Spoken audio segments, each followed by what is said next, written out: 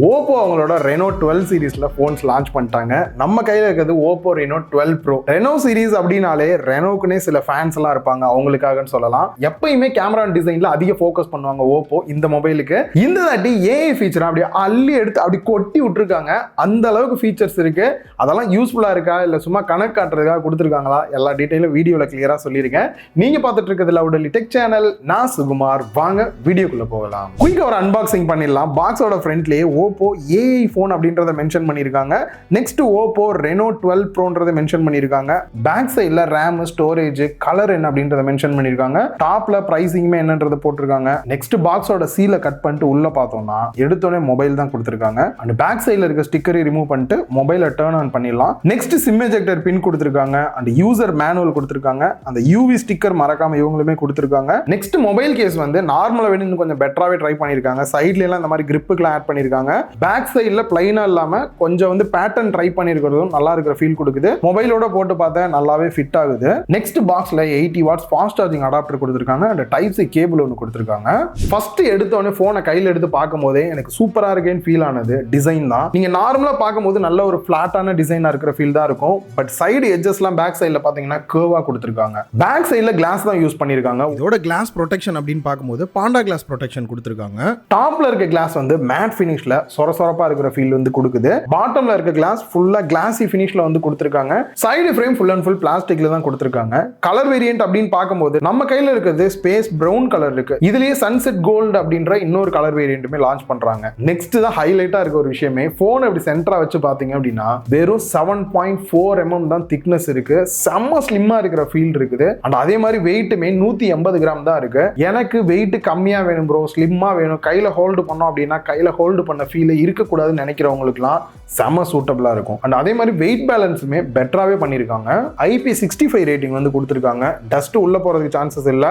Suppose தண்ணி எல்லாம் மேலே பட்டுருது அப்படின்ற பட்சத்தில் தொடச்சிட்டு நீங்க வந்து யூஸ் பண்ணிக்கலாம். டைரக்டா தண்ணிக்குள்ள போட்டுறாதீங்க இந்த போனை. அண்ட் இதுல ஸ்பிளாஷ் டச் ஆப்ஷனுமே வந்து கொடுத்துருக்காங்க. தெரியாம தண்ணி பட்டிருக்குன்ற பட்சத்தில் கூட நீங்க டிஸ்பிளே வந்துட்டு யூஸ் பண்றீங்க இல்ல கையில தண்ணி இருக்கு யூஸ் பண்ணாலும் கூட ஆக்சிடென்டல் டச்சஸ் பெருசா ஆகாது.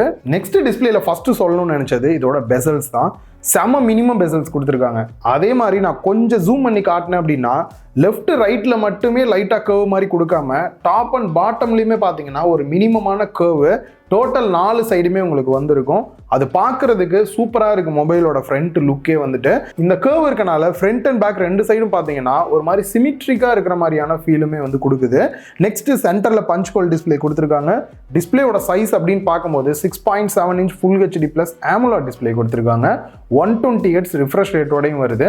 இந்த இடத்துல ரிஃப்ரெஷ் ரேட் ஆட்டோ செலக்ட் பண்றீங்க அப்படின்ற பட்சத்தில் 60, 90, 120 Hz ரிஃப்ரெஷ் ரேட் வந்து சேஞ்ச் ஆகுது. அண்ட் அதே மாதிரி HDR10+ சப்போர்ட் வந்து கொடுத்துருக்காங்க. யூடியூப்ல எல்லாம் HDR வீடியோஸ்லாம் நீங்க பார்த்துக்க முடியும். PWM டிம்மிங்கை பொறுத்த வரைக்கும் 2160 Hz வந்து கொடுத்துருக்காங்க. லோ லைட்ல எல்லாம் வந்துட்டு போன்ஸ் யூஸ் பண்றீங்க, நைட் டைம்ல யூஸ் பண்றீங்கன்னா கண்ணு கொஞ்சம் ப்ரொடெக்ஷனா இருக்கும். நெக்ஸ்ட் ஸ்கிரீன் ப்ரொடெக்ஷனை பொறுத்த வரைக்கும் கண்டிப்பா பெரிய லெவல்ல ஸ்கிராச்சஸ் எதுவுமே வராது. சப்போஸ் நீங்க ஸ்கிராச் கார்டு ஒட்டாம இருந்தாலும் கூட ரீசன் கொரில்லா கிளாஸ் விக்டஸ் 2 கொடுத்துருக்காங்க. இது ஒரு நல்ல விஷயம் தான். பீக் பிரைட்னஸ் பொறுத்த வரைக்கும் 1500 nits வந்து கொடுத்துருக்காங்க. இண்டோர் அவுட்டோர் டைரக்ட் சன்லைட்ல யூஸ் பண்ணும்போது கூட டிஸ்பிளே நல்லாவே இருக்கு. பிரைட்னஸ் லெவலுமே நல்லா இருக்கு.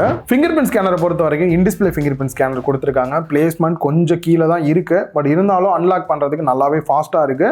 நீங்க ஃபேஸ் அன்லாக் பண்ணோம் அப்படின்னாலும் கூட அதையும் யூஸ் பண்ணிக்கலாம். நல்லா குயிக்காவே வந்து ஃபேஸ் அன்லாக் ஆகுது.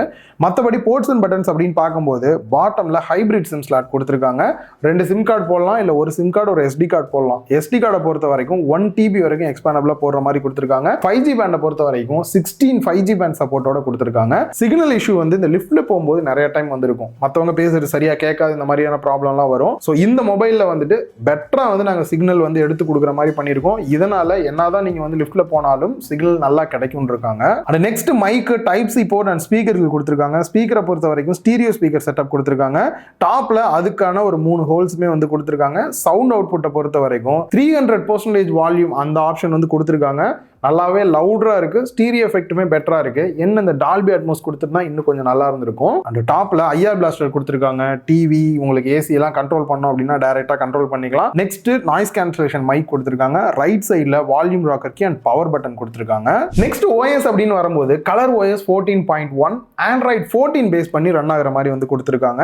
லாஸ்டா வந்திருக்கக்கூடிய செக்யூரிட்டி பேட்ச் அப்டேட் அப்படின்னு பார்க்கும்போது ஜூலை வரைக்குமே கொடுத்துருக்காங்க.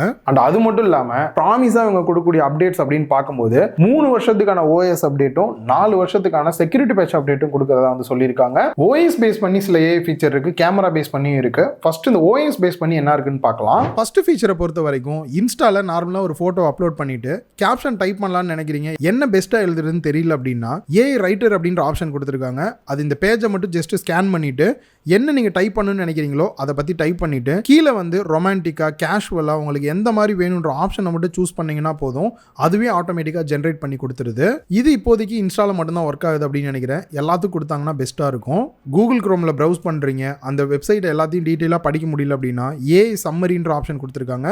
அதை ப்ரெஸ் பண்ணீங்கன்னா ஆட்டோமேட்டிக்கா ஸ்கேன் பண்ணிட்டு குட்டியா சம்மரி மட்டும் கிரியேட் பண்ணி கொடுத்துருது. படிக்கிறதுக்கு ரொம்ப ஈஸியா இருக்கு. அதே மாதிரி ஒரு வெப்சைட்ல இருக்கிறத ரீட் பண்ணோம் அப்படின்னா ஏஐ ஸ்பீச் ஆப்ஷன் இருக்கு, அதை கிளிக் பண்ணீங்க அப்படின்னா அதுவே அந்த பேஜ்ல என்ன இருக்கு அப்படின்றதையும் ரீட் பண்ணி காமிச்சிடுது. ஸோ நார்மலா உங்க காலேஜ்ல கிளாஸ் எடுத்துட்டு இருக்காங்க, என்ன நடத்துறாங்க அப்படின்றத கவனிக்காம விட்டுறீங்க. பட் உங்க போன்ல மட்டும் வாய்ஸ் ரெக்கார்ட் பண்ணிக்கிட்டீங்க அப்படின்னா போதும், உங்களுக்கு பதில் மொபைலே வந்துட்டு ஃபுல்லாக வந்து நோட்ஸ் எடுத்துகிட்டு உங்களுக்கு ஒரு சம்மரியே கொடுத்துரும். டெக்ஸ்ட் எல்லாம் காப்பி பண்ணுறதுக்கு முன்னாடியெல்லாம் ரொம்ப கஷ்டமாக இருக்கும், காப்பி பேஸ்ட் பண்ணிட்டு இருப்போம். இதுக்கப்புறம் ஜஸ்ட் உங்களுக்கு எந்த டாக்குமெண்ட்டை நீங்கள் காப்பி பண்ணணுமோ இந்த மாதிரி காப்பி பண்ணிட்டு ட்ராக் பண்ணீங்க அப்படின்னா போதும், சேவ் ஃபைல் டாக் அப்படின்னு காட்டும். அதில் இழுத்து விட்டீங்க அப்படின்னா போதும், சேவ் ஆயிரும்.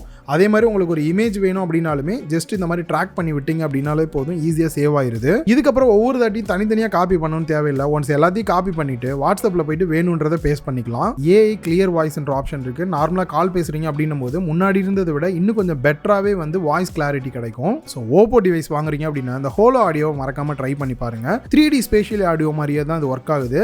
நார்மலாக நீங்கள் ஒரு மூவி பார்க்குறீங்க இல்லை கேம் பிளே பண்ணுறீங்க அப்படின்னா நீங்கள் பார்க்கக்கூடியதை டிஸ்டர்ப் பண்ணாமல் லெஃப்ட் சைடில் ஒரு கார்னரில் உங்கள் காது கிட்ட நோட்டிஃபிகேஷன் வர மாதிரி இருக்குது, ரைட் சைடில் உங்கள் காது கிட்ட வந்துட்டு அலாரம் அடிக்கிற மாதிரி இருக்குது. அதை வேணுன்ற மாதிரி கஸ்டமைஸ் பண்ணுற மாதிரியுமே கொடுத்துருக்காங்க.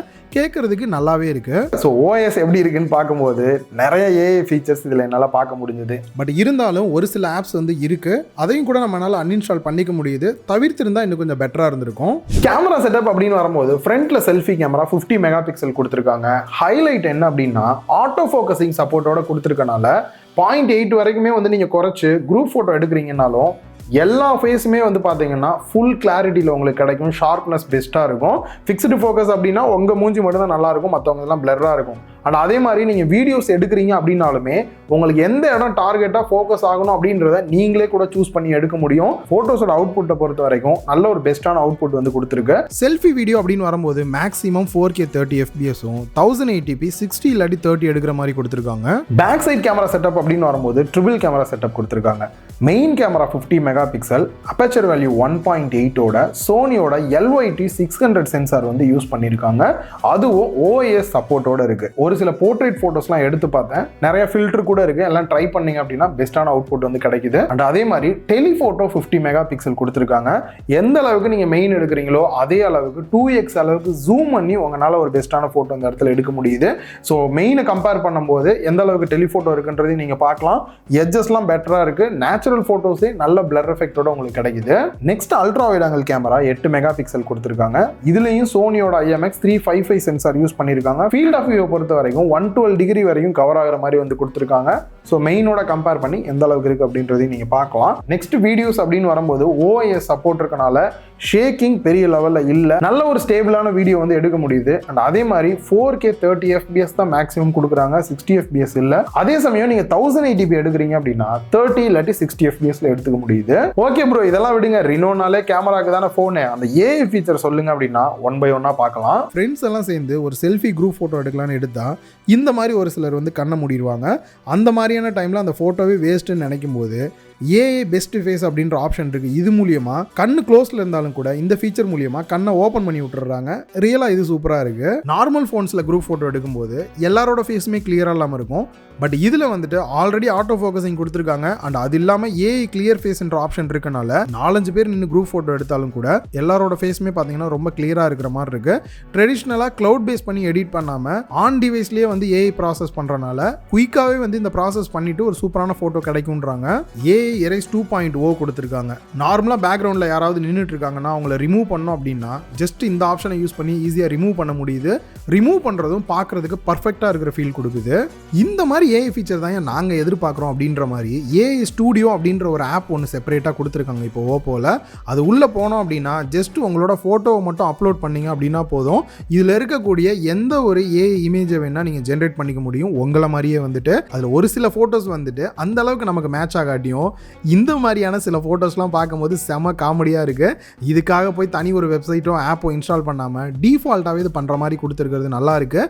ஆனாலும் ஒவ்வொரு ஃபோட்டோ ஜென்ரேட் பண்ணும்போதும் சில காயின்ஸ் வந்து டெபிட் பண்ணுறாங்க. இந்த காயின்ஸ் பார்த்தீங்கன்னா டோட்டலாக ஒரு 5000 காயின்ஸ் கொடுத்துருக்காங்க. இந்த காயின் இருக்கிற வரைக்கும் தான் இதை வந்து ஃப்ரீயாக ஜென்ரேட் பண்ண முடியும். அதுக்கப்புறம் எப்படின்றது எதுவும் இன்ஃபர்மேஷன் இல்லை. பட் ஜென்ரேட் பண்ணுறது ஒவ்வொன்றுமே செம ஃபன்னாக இருக்குது. நெக்ஸ்ட் பேட்டரி கெப்பாசிட்டிக்கு வந்தோம் அப்படின்னா 5000 mAh பேட்டரி கெப்பாசிட்டியும் 80 watts ஃபாஸ்ட் சார்ஜிங் அடாப்டர் பாக்ஸ்லேயே கொடுத்துருக்காங்க. இதை யூஸ் பண்ணி சார்ஜ் பண்ணீங்கன்னா 46 minutesல ஃபுல் சார்ஜ் ஆயிரும்ன்றாங்க. பேட்டரி லைஃபை பொறுத்த வரைக்கும் நான் லைவாக டெஸ்ட் பண்ணி பார்த்தது நார்மல் யூஸை விட இன்னும் கொஞ்சம் ஹெவியாகவே ஓரளவுக்கு மீடியம் யூஸே பண்ணி பார்த்தேன். ஏன்னா கேமரா பெஞ்ச் மார்க் டெஸ்ட் பண்ணது அந்த மாதிரி ரெகுலராக பண்ணும்போது ஆல்மோஸ்ட் 7 to 8 hours வரைக்குமே பேட்டரி லைஃப் கிடைக்குது. ரியலாகவே 1 டேக்கு வந்து நீங்கள் நார்மல் யூஸ் பண்ணும்போது பேட்டரி லைஃப்லாம் எதிர்பார்க்குறீங்கன்னா தாராளமாக உங்களுக்கு கிடைக்கும். ப்ராசஸர் அப்படின்னு வரும்போது மீடியாடெக்கோட டிமென்சிட்டி 7300 எனர்ஜி அப்படின்ற ஒரு ப்ராசஸர் யூஸ் பண்ணியிருக்காங்க. இது என்ன எக்ஸ்ட்ரா எனர்ஜி அப்படின்னு வருதுன்னு பார்த்தீங்கன்னா பவர் எஃபிஷியன்சி பெட்டராக இருக்கணும் அப்படின்றதுக்காக ஓப்போவும் மீடியாடெக்கும் சேர்ந்து தான் இதை பண்ணியிருக்காங்க. இதோட AnTuTu ஸ்கோரை பொறுத்த வரைக்கும் 7 lakh ப்ளஸ் வந்திருக்கு. ஸ்ட்ரெஸ் டெஸ்ட்டை பொறுத்த வரைக்கும் எக்ஸ்ட்ரீம் லெவலுக்கு செக் பண்ணி பார்த்த வரைக்கும்